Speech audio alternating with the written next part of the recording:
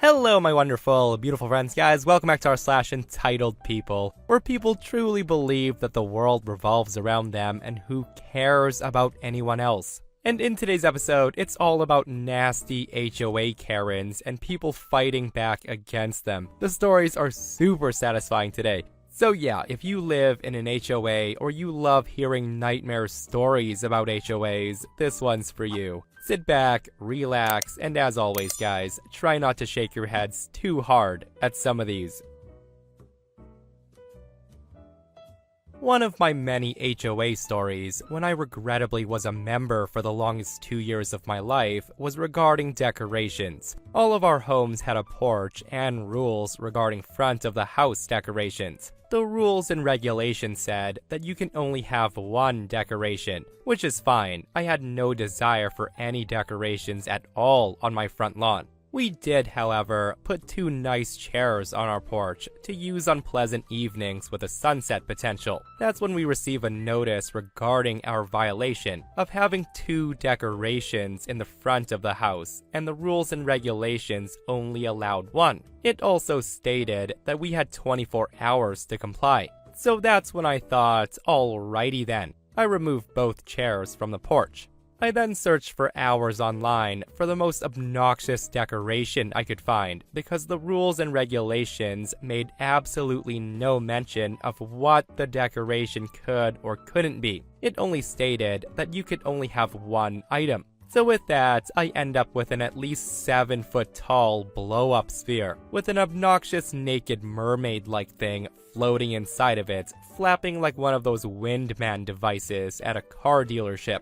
I also posted a small sign stating, "Surveillance camera in operation, smile," to curb any vandalism ideas. And let me tell you, the HOA board went absolutely nuts. I received no less than 6 letters in 2 days about how inappropriate, how vile, and other various adjectives that my decoration was, and that I was obligated to remove it immediately. So I responded with a letter with the appropriate section of the rules and regulations highlighted, and I invited them to return mail with the exact language that my decoration was in violation of. Failure to do so and continuing with violation notices would result in legal action on my part against all of the board members.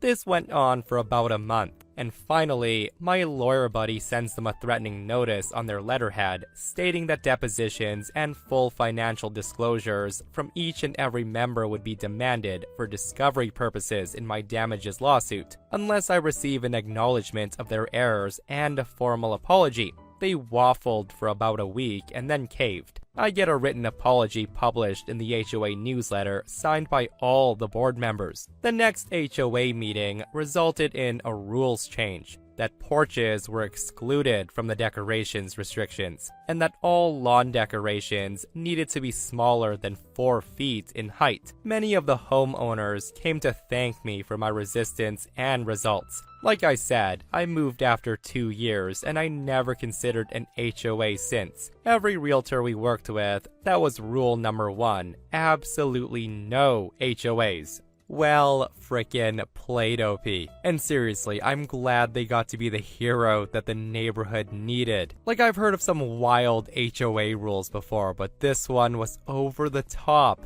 Like, who else is baffled that the HOA considered 2 chairs on the front porch to be decoration? Like, imagine buying a place that has a nice front porch and the HOA's like, "Oh, you're only allowed 1 thing out there." Well, we'd actually prefer nothing out there, but we'll give you 1. And with the Christmas season just passing, guys, like, I'm wondering how the HOA felt when it came to Christmas decorations. And if you guys enjoyed that post, listen to this next one. So this happened last year, and the HOA's still losing their minds, so I figured you'd appreciate this story. To begin, I live in one of those cookie-cutter suburban developments with an HOA that has nothing better to do than to measure grass height and count dandelions. Behind my house, there's this steep slope that's basically a dead zone. Terrible soil, gets destroyed by the sun, nothing grows there, yada yada yada. It looks like crap, but it's not my fault the builder graded it wrong. Enter the HOA Compliance Committee, aka 3 retired Karens with clipboards. They start sending me violation notices after violation notices about insufficient green coverage and failure to maintain community landscaping standards. I try explaining that that's an impossible area, but they don't care. They want it green or they want fines. So with that, I spend like $200 on grass seed, which it dies. Another $300 on sod, it dies again. I then hire a landscaper for $800 who basically tells me some places aren't meant to be green and then leaves. Cue more violation notices. Finally, I'm browsing landscaping forums at 2 o'clock in the morning, as you do, and I see this post for Bad Apple's Double Mint Seed Bombs that claims to solve impossible erosion problems. Now, the whole thing sounds sketchy, but at this point, I'm desperate and I'm facing HOA fines. So I say, F it, $35 for 5 seed bombs.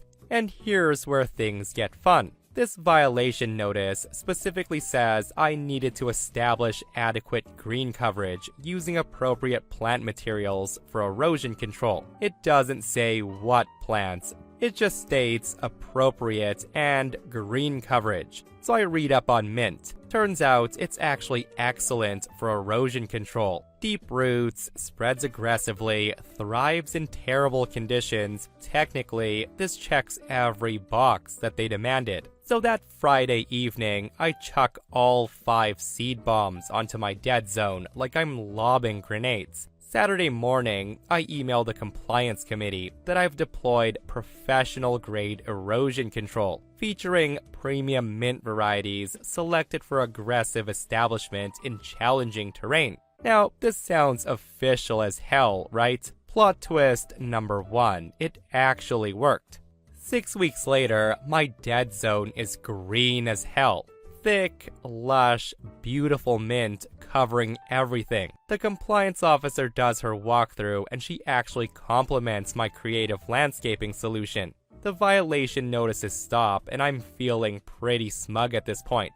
Plot twist number 2 is mint does not understand property lines. By the fall, I start noticing mint pop up in the common areas. Underground runners had snuck under the fence and they were colonizing the neighbors. That said, spring comes and mint is everywhere. It's around mailboxes, along the walking paths, it's even in their fancy entrance landscaping, and here's the beautiful part. The HOA Charter, which is section 4.2.7 if anyone cares, specifically prohibits removal or disturbance of vegetation that originates from individual property owner plantings without explicit written consent. This means they can't touch the mint without violating their own rules. And here's the current situation, the ongoing chaos. Number 1.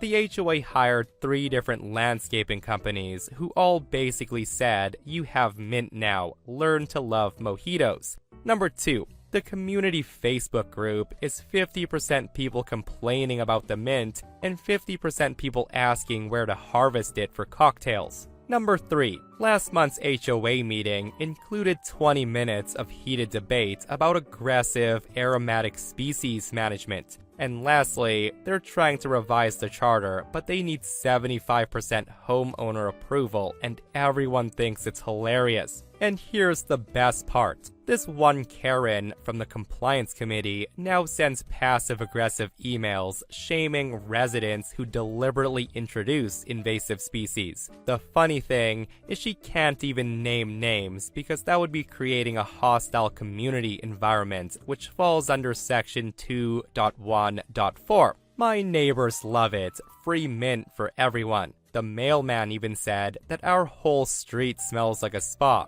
I make mint juleps with the ingredients harvested from the community mailbox area. So that's my post. The HOA wanted green coverage. Mission effing accomplished. Seriously, what a frickin' brilliant way to get back at the HOA, and what a legend OP is for doing that. I especially love the fact that under HOA's own rules, there wasn't a darn thing they could do about these rapidly spreading mint without their permission, which makes this story even sweeter.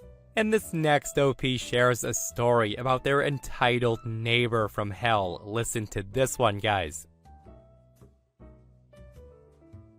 So this is the story of my entitled neighbor who we'll call Bob. We live in an HOA, and Bob lives across the green space from us. Bob's entitlement was evident almost from the moment we moved in. About a month after we moved in, the police, the sheriff, and DEA came knocking at our door. Now, why is this, you might ask? Well, this idiot Bob had called them and told them that we had lawn bags full of cannabis and various other drugs in our garage. He caught a whiff of me smoking up one time, and I guess he resorted to that. Well, I gave the cops the grand tour of our home, and there was nothing here at all. They then apologized for the intrusion and left. About a week later, the landlord calls because Bob had called him saying that we had an illegal grow-up going on. The landlord knew he was lying because he had just been here to do a checkup. Bob was repeatedly trying to get us out of the neighborhood because he can't have that crap in his neighborhood. He gave up on that when my daughter and her husband purchased the property. And that's when he starts with constant complaints and demands. We weren't allowed to feed the squirrels because it made a mess. We weren't allowed to plant clover because it might get into his yard. We had to mow more frequently because he mows twice a week, and we only mow once a week, and it looked really bad. The list goes on and on. Also, he mows the green space between our houses every time he mows his lawn, killing all the wildflowers, and then he tells people they can't walk there because since he mows it, it's his land. With that said, the worst of his entitled behavior started 2 years ago. He decided that he was gonna stop using his furnace and burn wood instead. A thing about me is I have lung cancer, and my next door neighbor has COPD, so this was really bad. In January, we had stagnant air warnings, which means you can only use wood stoves or fireplaces if that's your only source of heat. Bob, of course, didn't care, and the thick smoke from his wood stove blanketed the neighborhood. One morning, I woke up unable to breathe. My daughter called an ambulance, and I stopped breathing and had to be intubated. I spent 6 days in a medically induced coma and another week in the hospital. My kids tried talking to him, and I tried reasoning with him, but the guy didn't care. He just said he was allowed to heat his house any way he saw fit. So he called the county, and they told him his wood stove was outdated and needs to be replaced. He said he would replace it, but 2 years on it, it still hasn't happened. The final straw for me was when another neighbor and I had an argument. It was all of 2 minutes and resolved the next day. He came over screaming at me because he wasn't putting up with this crap in his neighborhood. He then screams at me that it wasn't fair that I have cancer and he has to work all day. 1 month later, he was suddenly in too much pain to work. He went on disability from his job, and he spent his time climbing on his roof, working on his motorcycles, mowing his yard every other day, and generally just enjoying not having to work. Well, here's where karma strikes.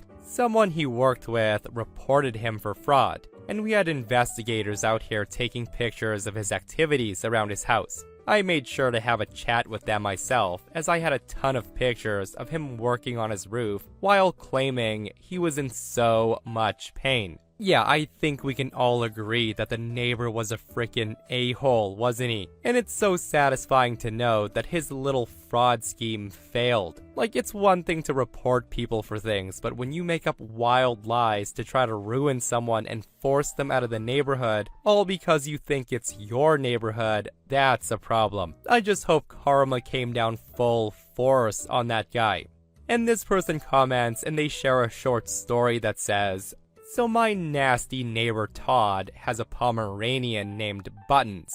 Now this isn't the worst dog, just loud sometimes. It barks when people walk by or when Amazon drops off a package, normal stuff. It's annoying if you're home all day, but not enough to get the HOA involved. Todd, though, is one of those HOA rulebook guys. Last month, I get this letter saying that I had been reported for excessive noise. Turns out, my neighbor Todd complained about me playing music in my garage every morning while I'm working out. I wasn't blasting it, just enough to drown out the outside noise. The HOA hits me with a $75 fine, no warning. So after that, I got petty. I buy this rubber chicken thing that squeaks from Amazon. Now, when Todd lets his Pomeranian Buttons out to use the bathroom around 6:30 or 7 in the morning, I also go out to my garage with my coffee and rubber chicken, and I give it a few good squeaks. The best part is, Buttons completely loses her mind.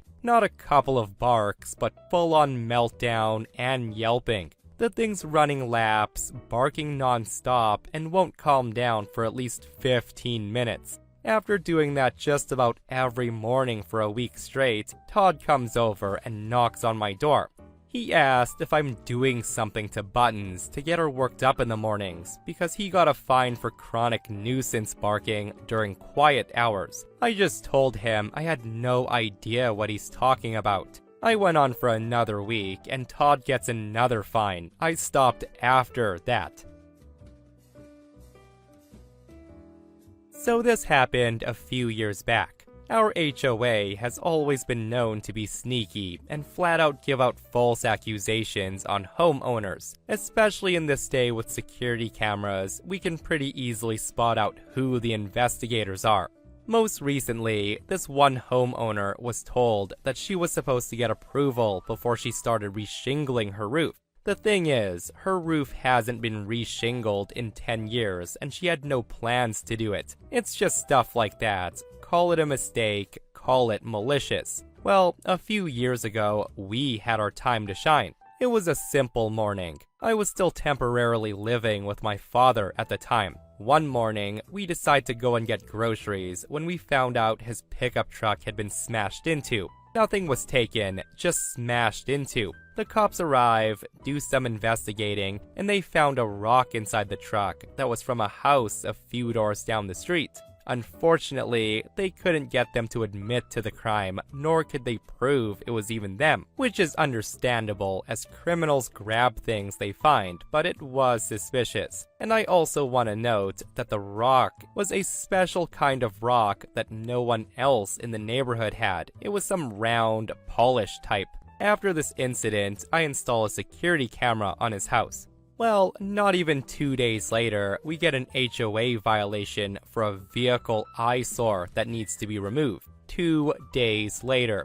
I'm confused on how such a letter could have been written up so fast, but I started to suspect foul play. The day after, we were home and we had a knock at the door. The HOA actually called a code inspection officer. This week hadn't even been over yet. The code inspector tells my father that vehicles that don't run need to be removed. The officer tells my father if he can show that the truck starts, he'll just write it up as being in code. So my father starts the truck just fine as the engine isn't damaged. He tells him to go on with his day and to have a good one. At this point, we're mad because we're starting to suspect that the HOA might have did this, as there's no way they could have possibly known so fast. Unfortunately, our street had no neighbors with security cameras until I installed one on our house, so it caught nothing specific to our incident. And here's where the fun begins. Fast forward a couple of months after nothing happened. I decide to install a new dash cam in my car. I find a good one that uses very little power off the battery, and it has a mode called parking feature, which can activate if there's any bumps to the car or if it detects any motion, even if the car is off. A few days later, we get a violation notice that our mailbox is crooked. It wasn't crooked much, but I do remember it recently having an angle, which is odd. I thought I could just fix it, but then realized that my car was aiming straight at the mailbox. I'm thinking, no way, this is too good to be true. There's no way the dash cam caught something. So I take out the memory card, and apparently it did. I watch as this one investigator walks up to the mailbox and literally pushes it crooked. She then writes something down on her clipboard and she takes a picture for records. I am shocked at what I see, but I do have the proof I needed. Now's the time to get back at them. They wanted us to come to a board meeting and present what's going on at our address. We haven't told them yet that we had the pictures, but to summarize real fast how the HOA works, the board hires this outside company to do the grunt work. Let's call it Bentry Management. So we go to the meeting and sit down. Bentry Management's rep is there, and I swear she looks like a Karen. As time goes by in the meeting, we get to discuss what's happening at our house. We present the timelines, and we tell them about the truck being smashed, and 2 days later, we get a letter. We ask what dates the investigator was out for that time. Karen refuses to answer it. She just argues that we should keep better care of our stuff, as if it was our fault. And then comes the mailbox incident.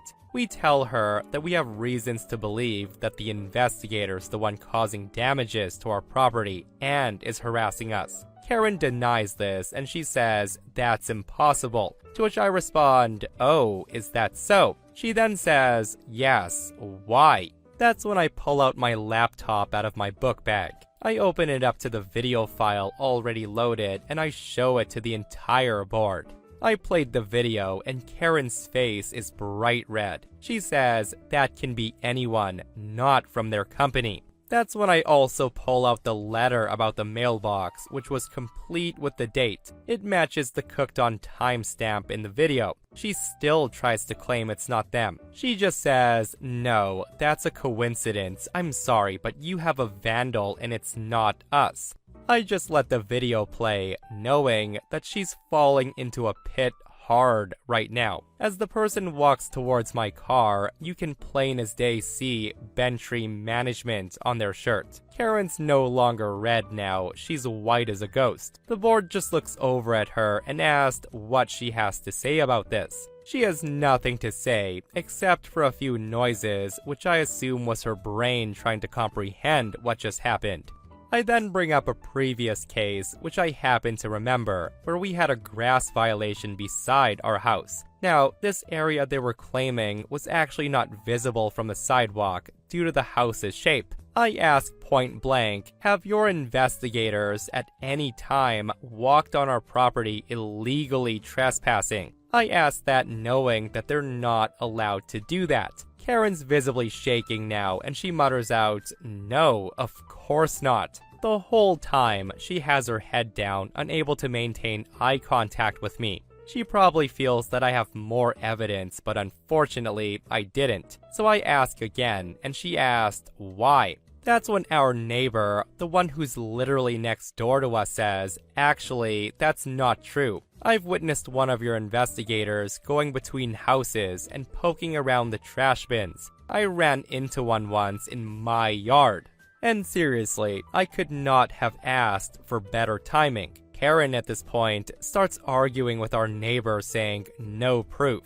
The board proceeds to apologize for the incident and tells us that they're going to discuss what's going to happen in the future about this. At that point, the meeting's over. A month passes, and we get a letter that a new person is in charge of Bentry Management, and there's also new investigators. Karen was fired that night. Ever since she was fired, my father tells me that we only get the occasional blip of errors, but they correct it immediately and they don't bother us anymore. Yeah, this is honestly one thing I never expected, guys. Like, I never would have thought that HOAs would have gotten this sleazy, to the point where they on purpose did things to people so they could find them. And since it happened to OP, like, you really have to wonder how long it went on for before they were caught.